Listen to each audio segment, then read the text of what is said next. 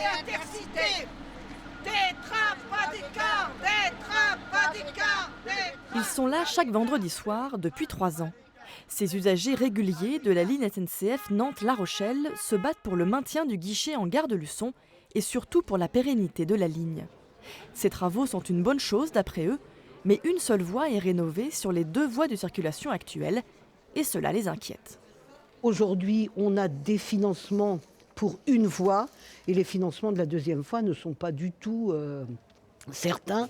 Et en plus, on est très très inquiet parce que tous les travaux qui vont commencer, tout est mis en place pour faire penser que ça peut très bien fonctionner avec une seule voie. Ouverte en 1871, cette ligne SNCF connaît une usure très importante. Depuis plusieurs mois déjà, la vitesse des trains a été réduite de 130 à 60 km/h et dès janvier prochain, 18 mois de travaux vont commencer entre La Roche-sur-Yon et La Rochelle.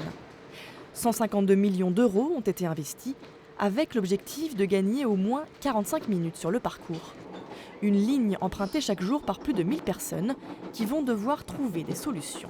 Ça va changer un petit peu les plans. Je pense que j'envisagerais de prendre l'alternative Ouibus ou Flixbus, selon ce qui aura disponible, quoi.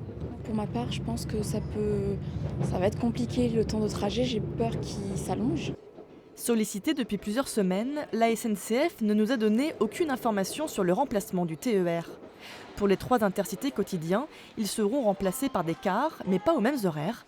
Le train de 8h25 au départ de Nantes est ainsi remplacé par un car à 6h49, comme nous l'explique un des responsables de la ligne.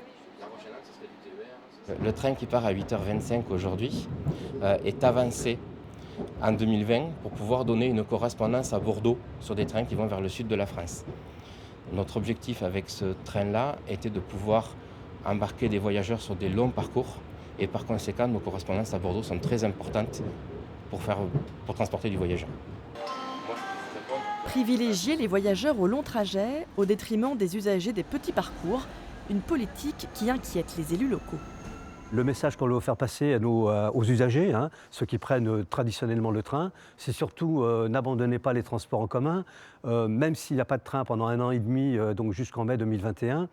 Venez quand même, prenez les bus de façon à ne pas se désengager de cette mobilité qui est nécessaire.